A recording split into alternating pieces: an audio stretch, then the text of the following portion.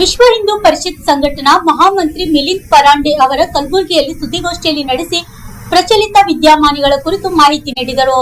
ಕಲಬುರಗಿ ನಗರದ ಪ್ರವಾಸದ ಹಿನ್ನೆಲೆಯಲ್ಲಿ ಇಂದು ಅವರು ನಗರದ ಬಸವೇಶ್ವರ ಆಸ್ಪತ್ರೆಯ ಎಂಆರ್ಎಂಸಿ ಸ್ಯಾಕ್ ಕಟ್ಟಡ ಸಿಪಿಎಂ ಹಾಸ್ಟೆಲ್ ಕ್ಯಾಂಪಸ್ನಲ್ಲಿ ಸುದ್ದಿಗೋಷ್ಠಿ ನಡೆಸಿ ಪ್ರಬಲಿತ ವಿದ್ಯಮಾನಗಳ ಬಗ್ಗೆ ಮಾಹಿತಿ ನೀಡಿದರು. Bureau report RJ32 Kannada news Kalaburagi. तो नमस्कार। अभी कलबुर्गी में जो अपना प्रवास हो रहा है तो अपने उत्तर कर्नाटक के अनेक जिलों में संगठन को बढ़ाने के लिए विश्व हिंदू परिषद ने जो प्रयत्न किया है तो अभी हर ज़िले में 100 से ज़्यादा समिति कमिटीज़ यह विश्व हिंदू परिषद की बनी है।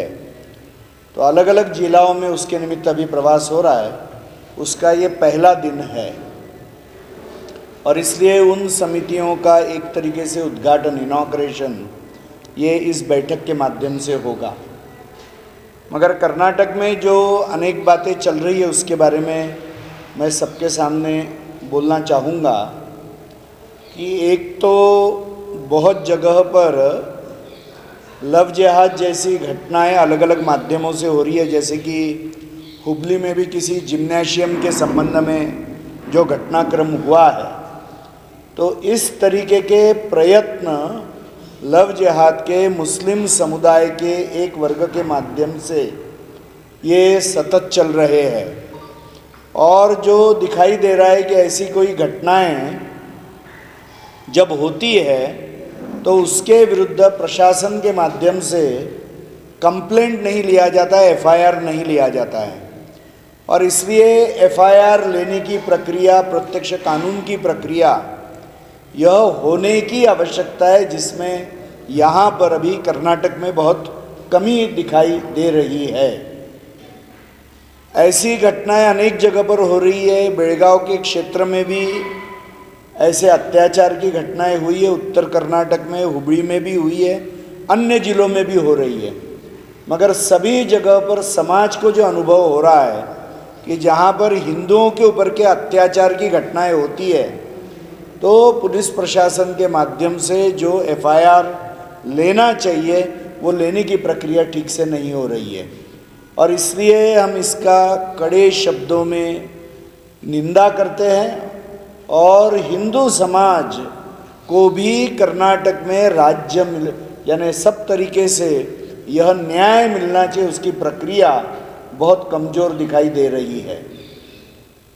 दूसरी बात हम देखेंगे तो आज मतांतरण का भी एक बहुत बड़ा षड्यंत्र यह कर्नाटक में बढ़ते हुए दिखाई दे रहा है और ईसाई मिशनरियों के द्वारा फ्रॉड है, झूठ बातें है, प्रलोभन है, ऐसा देकर यहाँ के हिंदू धर्मावलंबियों को, हिंदू धर्म के अनुयायियों को धर्म से भ्रष्ट करने के प्रयास चल रहे हैं और इसलिए आज हम देखेंगे तो भारत के कॉन्स्टिट्यूशन के अनुसार मतांतरण या रिलीजियस कन्वर्जन के ऊपर बैन है और प्रलोभन देकर, डर दिखाकर, झूठ बोलकर ये करना ये तो कतई मान्य नहीं हो सकता है और इसलिए इस तरह के योग्य कानून भी अनेक राज्यों में लाए गए हैं और कर्नाटक में भी ये कानून लाया गया था।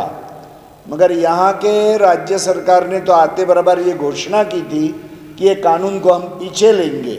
तो ऐसे सारे परिस्थिति में क्रिश्चियन मिशनरियों के विरुद्ध एक्शन न होना, इसमें भी आश्चर्य नहीं लग रहा है यदि ऐसी मनोवृत्ति राज्य सरकार रखेगी तो।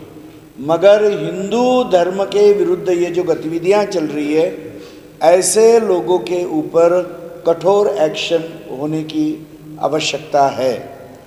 और एक जो मुद्दा विश्व हिंदू परिषद के माध्यम से लिया जा रहा है वह यानी हिंदू मंदिरों का सरकारी नियंत्रण से मुक्ति। तो मुझे लगता है कि कर्नाटक में भी हजारों मंदिर यह सरकारी नियंत्रण में है। हिंदू समाज ने जो मंदिरों को दान दिया है वह दान मंदिरों की सेवा के लिए देवताओं की सेवा के लिए और धर्म के प्रचार के लिए दिया हुआ है।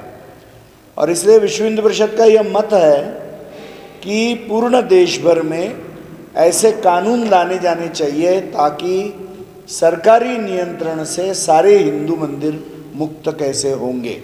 हजारों मंदिर जो कर्नाटक में भी है उनको भी मुक्ति का विषय यह सत्र हुआ है।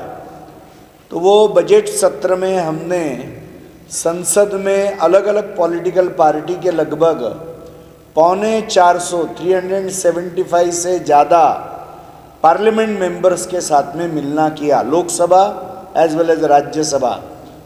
और जो विषय लेकर हम वहाँ पर गए, एक यानी हर राज्य में और केंद्र में हिंदू तीर्थ क्षेत्र मंत्रालय इसकी स्थापना करनी चाहिए। हमने केवल तीर्थों के तरफ टूरिज़्म इस दृष्टि से नहीं देखना चाहिए। भारत और हिंदू समाज यह धर्मप्राण समाज है, यह धर्मप्राण देश है। और आज लगभग 2% ऑफ जीडीपी यह धार्मिक यात्राओं से और तीर्थ क्षेत्रों के माध्यम से यह देश में उपलब्ध हो रही है।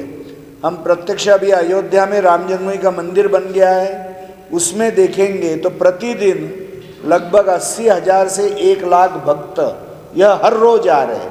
काशी में देखेंगे तो 1 लाख से ज़्यादा भक्त आ रहे।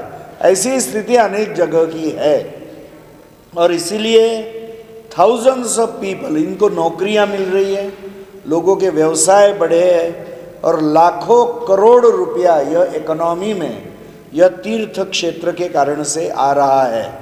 और इसलिए तीर्थ क्षेत्र घोषित करने से मांस और मदिरा, दारू और मांस का सेल उस क्षेत्र में नहीं होना चाहिए ताकि उनकी पवित्रता हम बनाए रख सकेंगे। इसलिए तीर्थ क्षेत्र मिनिस्ट्री, और चाहिए तो सरकार इसको टूरिज़्म के अंतर्गत एक विभाग करके भी बना सकता है ताकि हिंदू तीर्थ क्षेत्र जो इतना धन यह हिंदू इकोनॉमी में, भारत के इकोनॉमी में ला रहे हैं, तो वह भावनाओं का यह लाभ होगा। दूसरी बात जो हमने सांसदों के सामने रखी है, डिमांड की है कि आर्टिकल 29 और 30 कॉन्स्टिट्यूशन का, वह माइनॉरिटी कम्युनिटी को यह शिक्षा संस्थानों में यह बहुत सारी सुविधाएं देता है, मगर वह केवल माइनॉरिटी कम्युनिटी को दी हुई है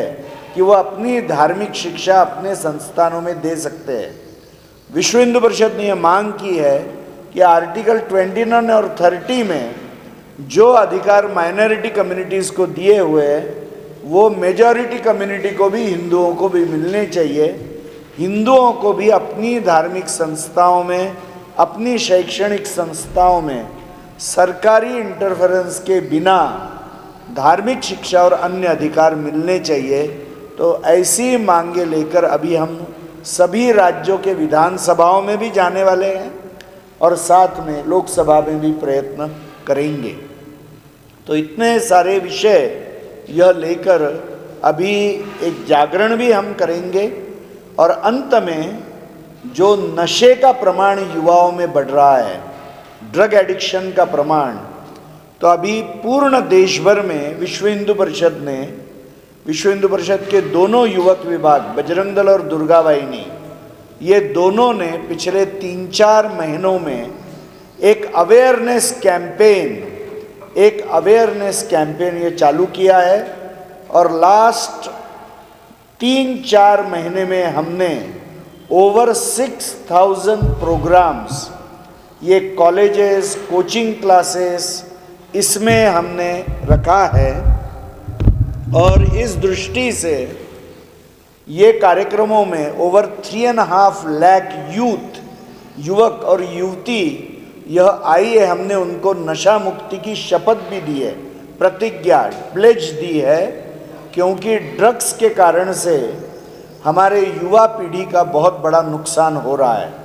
सो अवर यंग जनरेशन, उसके प्रोटेक्शन के लिए यह एक बहुत बड़ा अभियान विश्व हिंदू परिषद अभी नशा मुक्ति का चला रहा है। तो ये कुछ विषय मैंने आपके सामने रखे हैं। आपको यदि इसमें कुछ प्रश्न होंगे तो उसका उत्तर हम दे सकते हैं और मेरे साथ जैसे माननीय अध्यक्ष जी है वो भी उसका उत्तर दे सकेंगे।